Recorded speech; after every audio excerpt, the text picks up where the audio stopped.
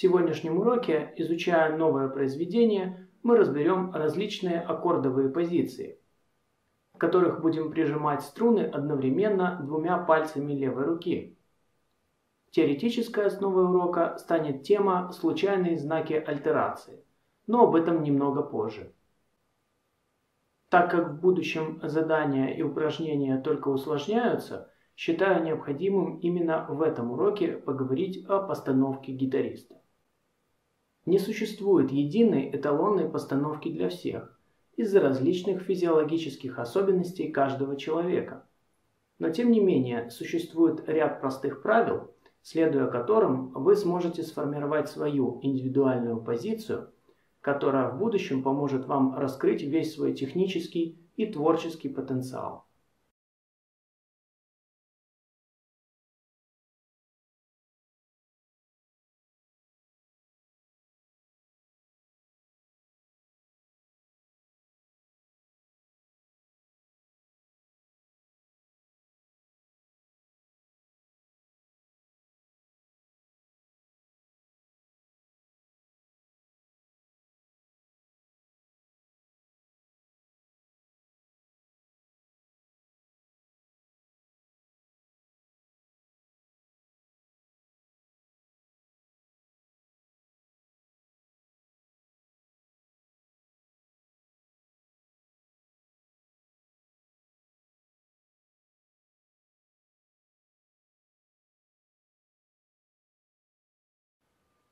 Старайтесь использовать подобную позицию ежедневно в каждом занятии. Постепенно совершенствуя свою постановку, вы сами заметите, насколько легче можно овладеть сложными техническими приемами. Послушаем пьесу сегодняшнего урока.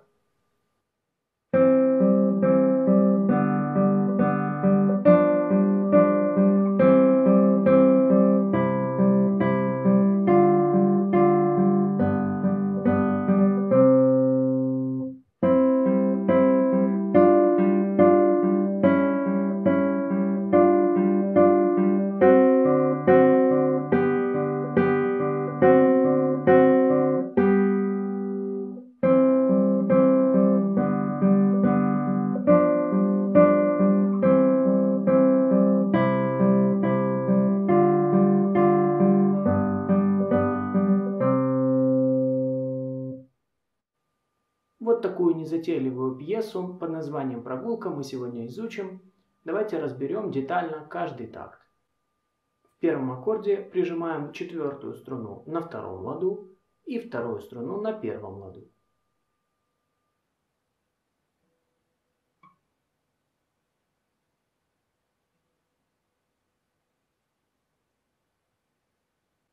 Внимание на технику правой руки. Правая рука защипывает одновременно четвертую и вторую струну, а затем следует нота на третьей струне. Такую фигуру нужно будет сыграть дважды.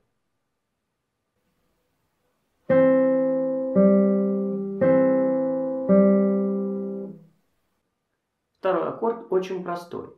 Все три струны открытые. Не забывайте даже при игре простых аккордов с открытыми струнами удерживать руку в прежней позиции.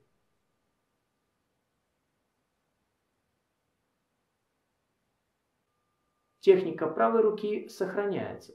Одновременно защипываем четвертую и вторую струну, а затем следует нота на третьей струне. И так же, как и в первом аккорде, эту фигуру мы играем дважды.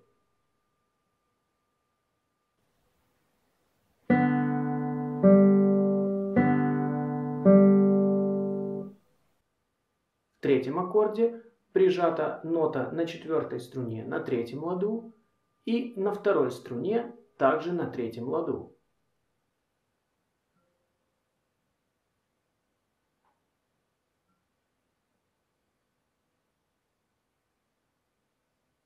Правая рука защипывает струны в той же последовательности, как и в предыдущих тактах.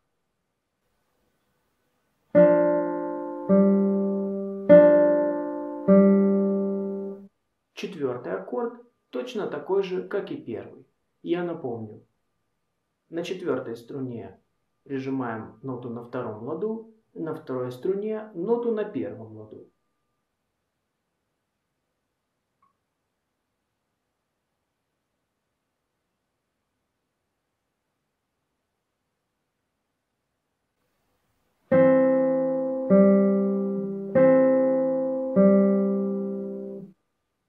В следующем аккорде прижимаем только одну ноту на пятой струне на третьем ладу.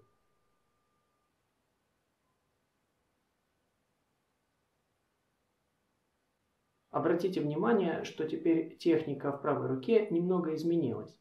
Теперь мы вместо второй струны будем защипывать первую. Это значит, что лучше всего использовать для первой струны, в данном случае, палец А, так как третья струна будет опять защипываться пальцем И.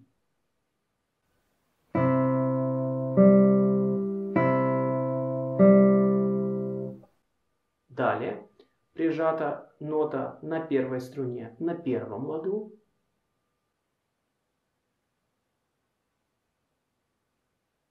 Правой рукой защипываем одновременно четвертую и первую, а затем следует нота на третьей струне.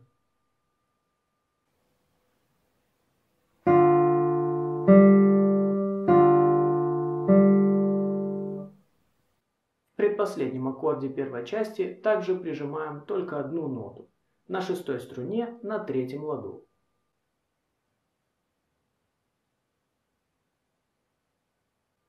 В правой руке снова придется вместе с басом защипывать вторую струну, поэтому на второй струне ноту будет играть палец М.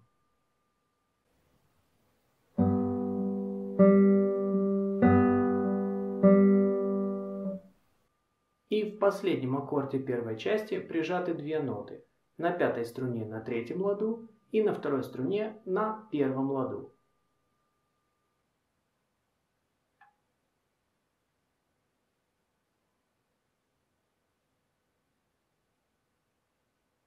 Правой рукой эти ноты защипываются только один раз, и мы их выдержим 4 удара восьмыми. Посчитаем. Раз, два, три, 4. Вторая часть пьесы начинается со следующего аккорда. Вторую струну прижимаем на первом ладу.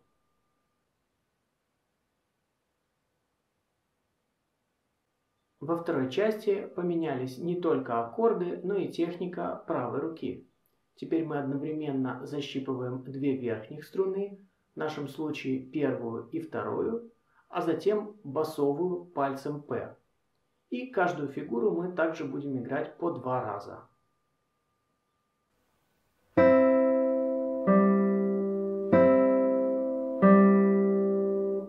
Во втором аккорде этой части прижимаем ноту на третьем ладу второй струны и на первом ладу первой струны.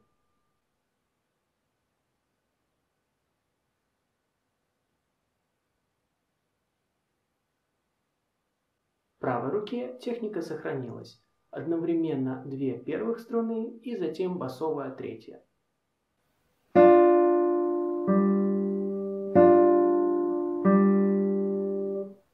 В следующем аккорде прижата только одна нота на второй струне на втором ладу.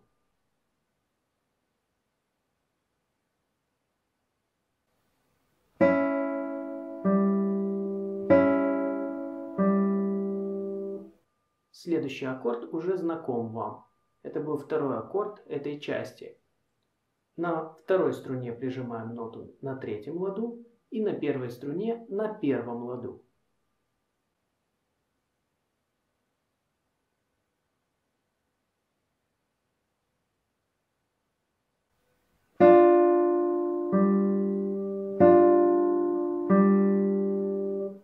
В этом аккорде прижата нота на второй струне на первом ладу и на первой струне на втором ладу.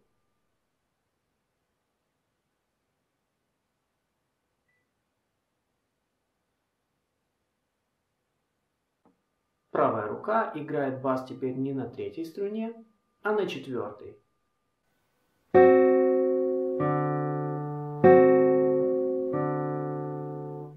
Дальше прижата только одна нота на первой струне на третьем ладу.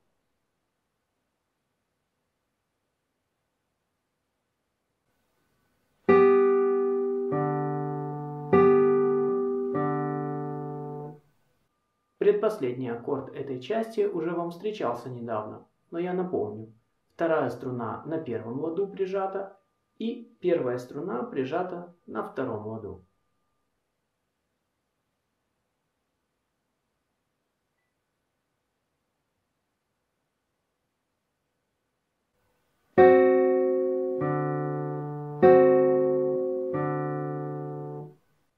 В последнем аккорде второй части прижимаем ноту на первой струне на третьем ладу,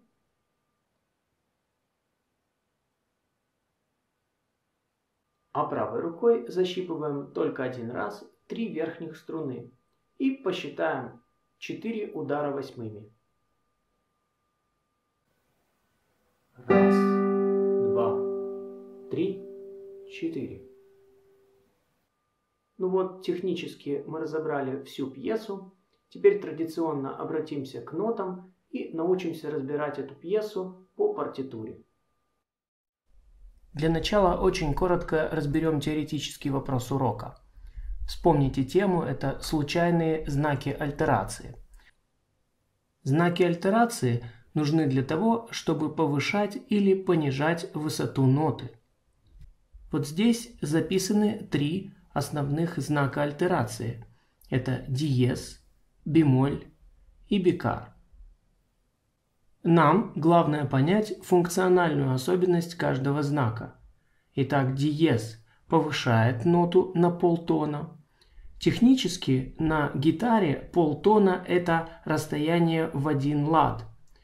То есть, если у вас, например, перед нотой ля будет стоять знак диез, то вы двигаетесь на 1 лад выше. То есть повышаем ноту на полтона. То есть ля диез будет исполняться уже на третьем ладу третьей струны. Бемоль противоположно понижает ноту на полтона. То есть если перед нотой ля стоит бемоль, то нам нужно будет сыграть эту ноту на первом ладу третьей струны. Какую же функцию берет на себя бикар? Бикар – это знак альтерации, который отменяет любой другой знак альтерации, который стоял прежде перед той же самой нотой. У всех случайных знаков альтерации есть одна общая функциональная черта. Они действуют до конца такта на ту же самую ноту. К примеру, в этом такте диез записан только 1 раз для ноты до. Это означает, что так как такт еще не закончился, черта только здесь, эта нота до тоже будет играться с диезом. То есть это нота до диез. Если же композитору нужно ввести обычную ноту до, ему придется поставить перед этой нотой бикар. Ну а теперь перейдем непосредственно к разбору нашей сегодняшней пьесы, которая записана здесь на 4 строчках. В этой пьесе впервые мы встречаем ноты, которые записаны одна над другой. Ноты, которые записаны на одной вертикали, играются одновременно, сколько бы их ни было, 2, 3 или более. Я рекомендую аккордовые структуры всегда разбирать с нижней ноты. Начнем. На 4 струне прижимаем ноту ми на 2 ладу. И на 2 струне мелодический голос, это нота до на 1 ладу. Дополняющая аккорд нота будет звучать на 3 открытой струне, нота соль.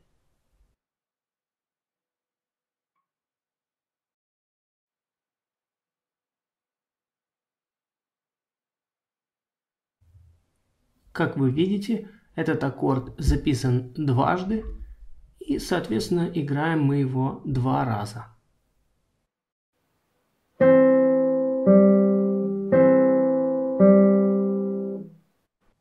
В следующем аккорде все струны открытые. На четвертой нота ре, на второй нота си и на третьей струне нота соль.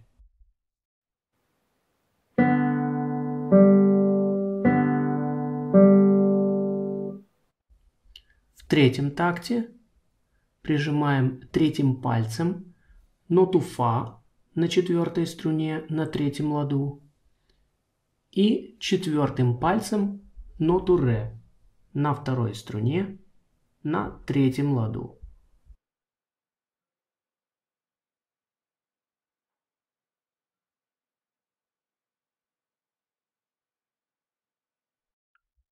Открытая третья струна, нота соль, будет звучать в середине каждого аккорда до конца первой части.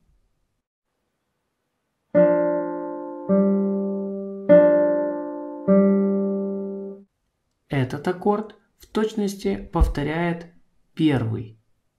На четвертой струне прижимаем ноту ми на втором ладу, на второй струне нота до на первом ладу и в середине соль.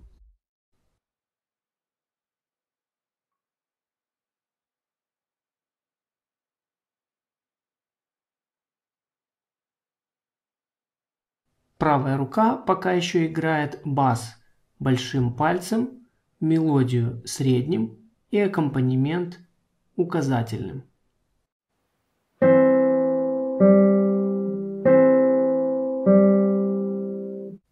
Первый аккорд на второй строчке, пятая струна, здесь записана нота до, третьим пальцем на третьем ладу. В мелодии на первой струне нота ми, первая открытая струна.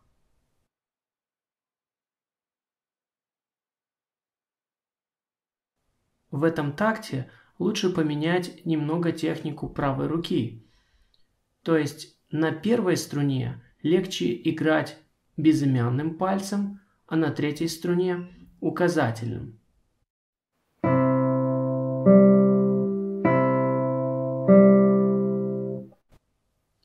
Разбираем следующий такт.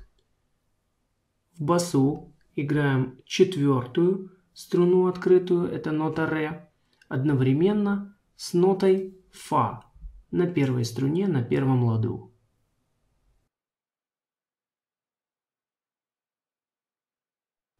И в этом такте, опять же, технически легче играть на первой струне безымянным, так как на третьей струне играет палец И, то есть указательный.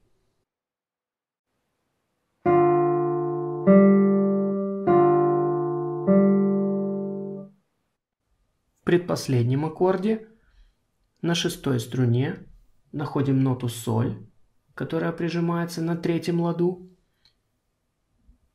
И на второй струне, открытой, нота си.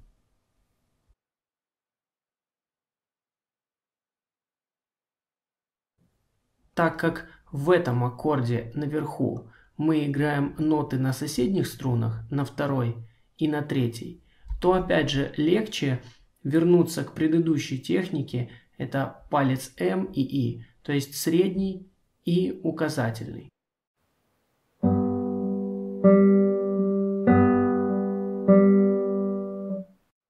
Заключительный аккорд первой части.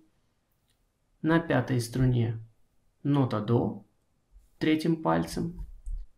И вот эта нота на второй струне, также нота до, но на октаву выше, на первом ладу.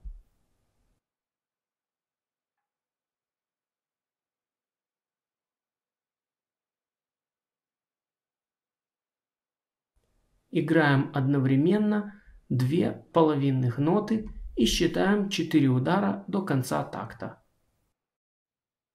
Раз, два, три, 4. Во второй части произведения меняется техника правой руки. Теперь одновременно с мелодией мы будем защипывать ноту в аккомпанементе и только затем играть басовую ноту большим пальцем правой руки. На второй струне нижняя нота – это нота до, прижимаем ее на первом ладу. И на первой открытой струне нота ми. В басу на третьей струне открытой нота соль.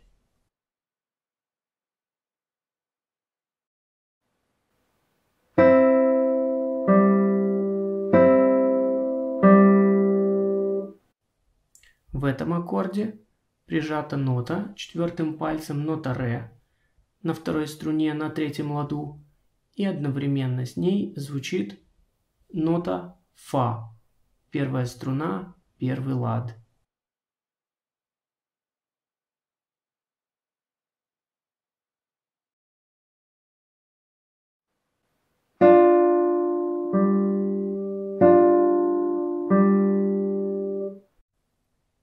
И вот наконец-то мы на практике проверим наши новые теоретические знания.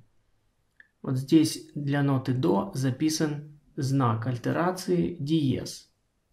Как вы помните, диез повышает ноту на полтона, то есть на гитаре это один лад выше.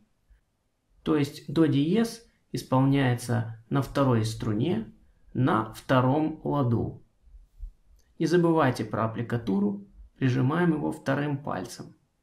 Вместе с до диезом открытая ми. В басу останется та же нота соль на третьей открытой струне.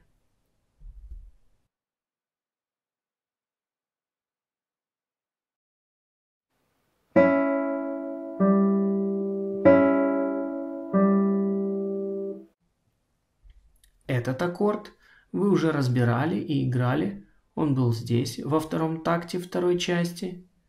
Прижимаем ноту ре на второй струне, на третьем ладу, и ноту фа на первой струне, на первом ладу.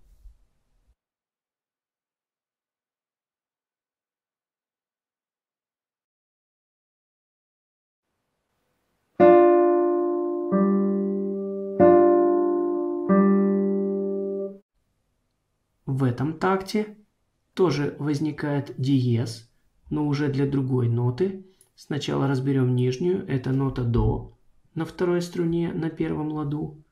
И одновременно с ней звучит нота фа диез, который будет исполняться на первой струне на втором ладу.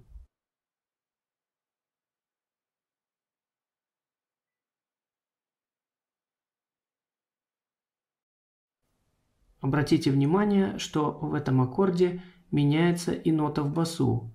Если в этой строчке всегда была нота соль на третьей струне, то здесь на четвертой струне звучит нота ре.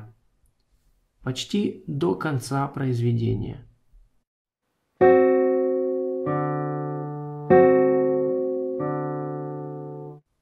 Разбираем этот такт.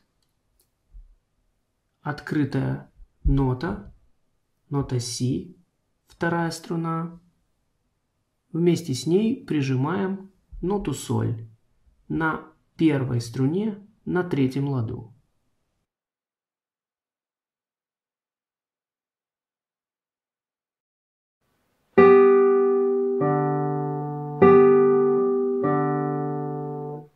И вновь повторяется еще один аккорд в пьесе.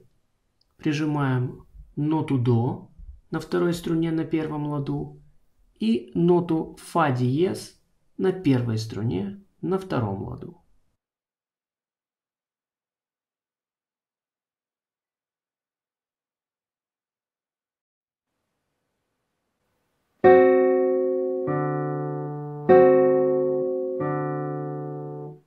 Ну а в последнем аккорде второй части пьесы мы должны сыграть 3 ноты одновременно на третьей, второй и первой струне.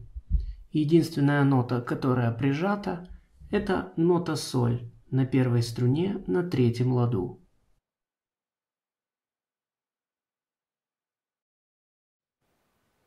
Раз, два, три, четыре. разбор всех аккордов закончен. И вы, наверное, обратили внимание на вот эти надписи в конце первой части и в конце второй части. Для чего они нужны? Эти надписи нужны для сокращения нотного письма. Эта надпись читается как «da capo al fine», что означает играть сначала до слова «конец». И вот здесь только слово «fine» по-итальянски это «конец».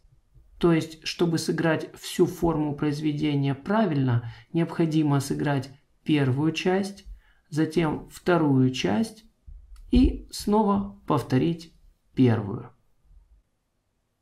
Ну и в конце урока в качестве упражнения я предлагаю вам выучить 6 аккордовых позиций, которые вы можете играть, используя любое арпеджио, хотя я продемонстрирую только один тип. В первом аккорде в басу пятая открытая струна – это нота ля. Эта нота тоже ля, но на третьей струне на втором ладу.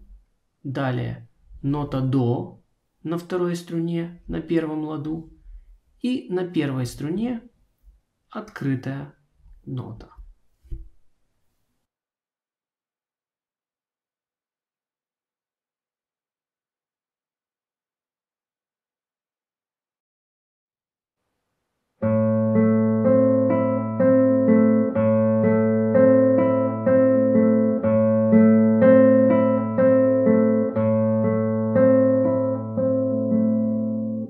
В следующем аккорде на пятой струне прижата нота до на третьем ладу.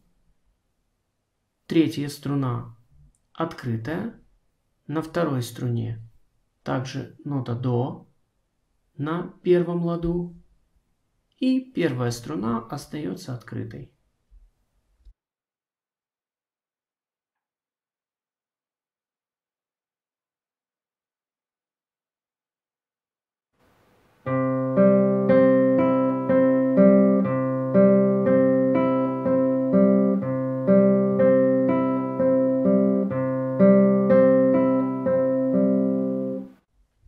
Третий аккорд.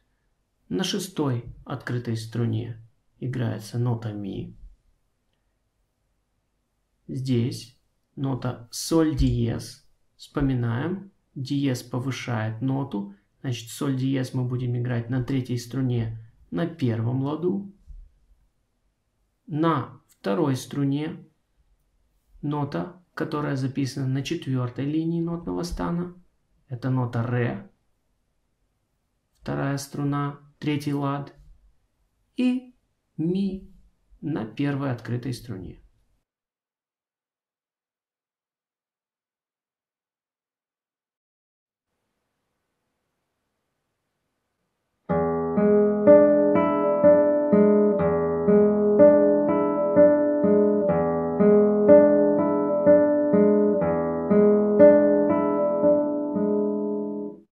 В четвертом аккорде в басу четвертая струна, на ней прижата нота фа на третьем ладу. На третьей струне прижимаем ноту ля на втором ладу. И две верхние ноты играются на открытых струнах. На второй си и на первой ми.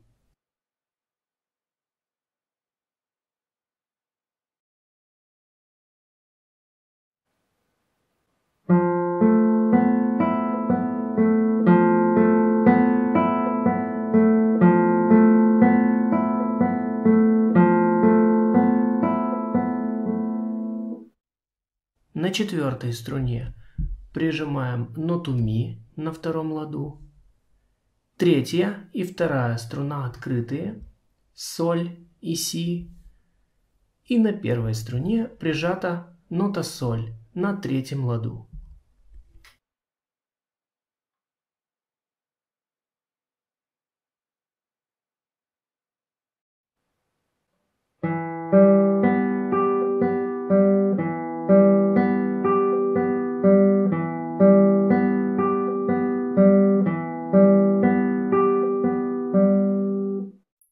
В В последнем аккорде в басу на пятой струне прижимаем ноту до третьим пальцем на третьем ладу. На третьей струне нота соль открытая. На второй струне прижата нота ре четвертым пальцем на третьем ладу. И первая открытая нота ми.